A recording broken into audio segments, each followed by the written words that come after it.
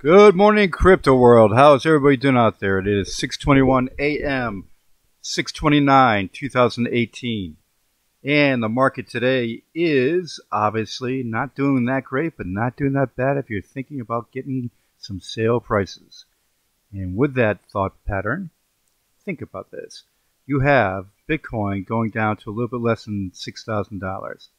And with that type of pattern, sure, it's depressing for some, but guess what? For others, they see the possibility of some major profits down the road. And that is the ticket. It is a bummer when you see Bitcoin take down the other coins, no doubt. But at the same time, it'll all come back. And when it does, you'll make money. So buy on the low side, sell on the high side. Okay, now with this is the ticket. When you look at this right here, and you see where we are right now in the 1 day, okay? Then you look at the 1 month. And you can see now, of course, we're going in a downward trend. Yeah, we are.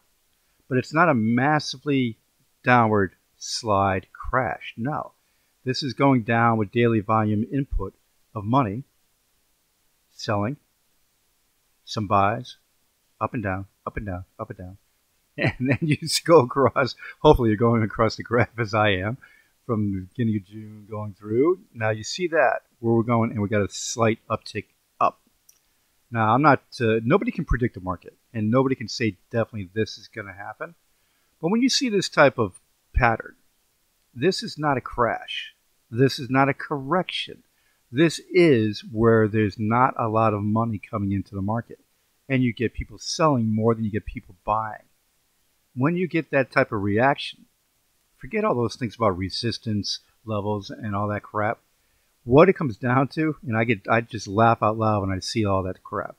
What it comes down to is money in the market, investors in the market, selling during the market downturns, upturns, buying the same thing. When you look at all that and you take in the big picture, the buyers are the ones in control. Okay, so when you have this, and when I say the buyers are in control, that is the market value and the market cap. With this whole situation going in right now, this is the best advantage to buy Bitcoin low. And why would you want to buy Bitcoin low? Because Bitcoin is going to go up massively. When it does, you want to have some of it. When I say massively, it's a supply-demand situation. It is a thing where you're going to see in a couple years from now a massive price level for it. There's that big bird in the background. A massive price level of it. Now, of course, you'll say, well, that's not a quick return. No, it isn't for that kind of a thing. But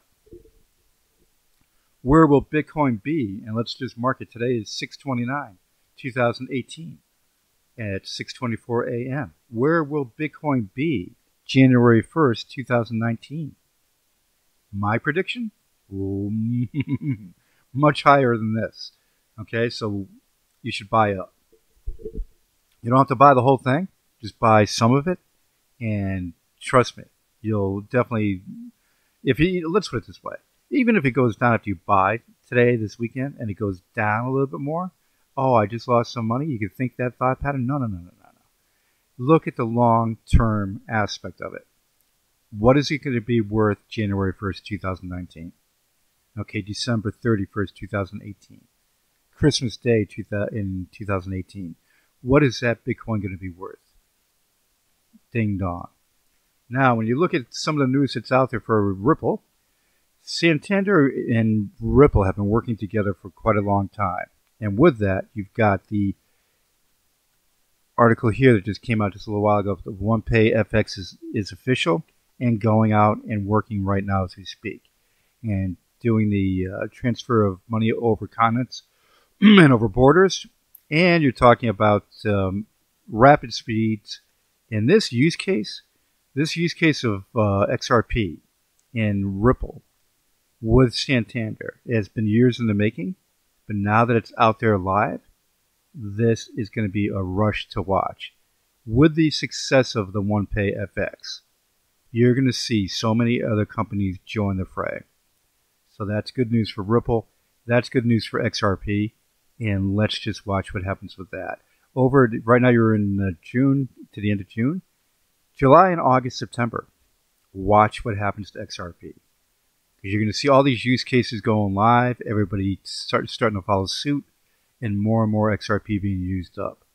Now, regarding the market, you get a lot of the people that just knock it down, for whatever reason, and they want to say it's crashing or whatever else. And the crypto funeral, blah blah blah, those type of comments.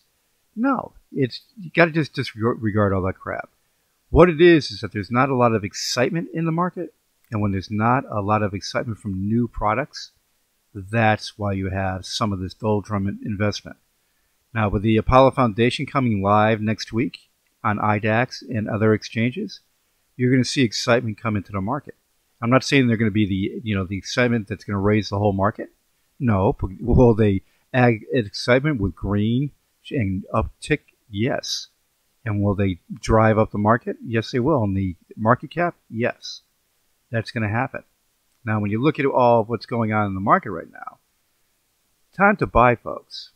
When you think about buying, like this headline, more than a quarter of UK male millennials prefer Bitcoin to real estate survey. In a real estate survey, to real estate, I should say. So more than a quarter of UK male millennials prefer Bitcoin to real estate. Yes, in the survey. If I could get that out with not enough coffee in me this morning. So, I'll have a little bit right now, in fact. Thank you very much. Hopefully you're having your coffee too. Now, I'm not trying to give you bad news, but I want to just give you the up-to-date news. Bitcoin's Lightning Network is still unsuitable for large payments. They'll work on that. They're doing micro payments on the Lightning Network, and when I say micro, they're doing micros, 0.03 with that, and that's micro. And when you go up in the amount, it's not doing well for the success rate. So Bitcoin and Ethereum's networks need upgrading, and they're not really doing that well. And that's where the Apollo Foundation's network is kicking butt along with Ripple's. Ripple's with 3-second transfer, and with the Apollo Foundation's 2-second transfer. That's massive. And all the transactions per second, massive. All right, guys? So there's a lot of good news coming, and you'll see a lot of maturing of the market. And basically, I would just say that you got to just be patient, but at the same time, think about what you can do to get your own portfolio built up and stacked and get ready for the rise of the market. And when you look at this, I'm not saying buy into reserve. No, I'm just talking about reserve. Coinbase and Silicon Valley investor Peter Thiel, and among over 40 groups of funds and angel investors, backing the latest addition to the cryptocurrency ecosystem, stablecoin arsenal. And so with the stablecoins, you got the controversial Tether, and you have a couple others. And with this, now you have this reserve coin coming in to join the fray. What will these stable coins do? You'll have to watch, because if the market goes down and crashes to a degree, massively, stable coins will go bye-bye. They wouldn't stay solvent. But that's just news I want to give you, that they're going into that. And with the overall setup for the Bitcoin situation today, there's been a slight tick in the uptick for the whole market. But you got to look at one thing. Bitcoin's dominance is at 42.9%. When you have Bitcoin's dominance at 43%, 42%, 41%, whatever Bitcoin does, the market does. And that's unfortunate right now, but things are changing. And with that, when the altcoins come and start searching, like the APL and others, and with Ripple's upcoming surge, and more of like Stellar and some of the popular coins in the top 10, Tron, we'll have to wait and see what Tron does. That's a wait and see situation. But with, top 12, top 13, yeah, you're going to see some action on those, and you're going to see some very good positive results. And we got to see and watch what happens. So don't let the daily markets get you down. Look at the big picture. What can you do to make your portfolio better? And when that happens, good things happen. All right, guys?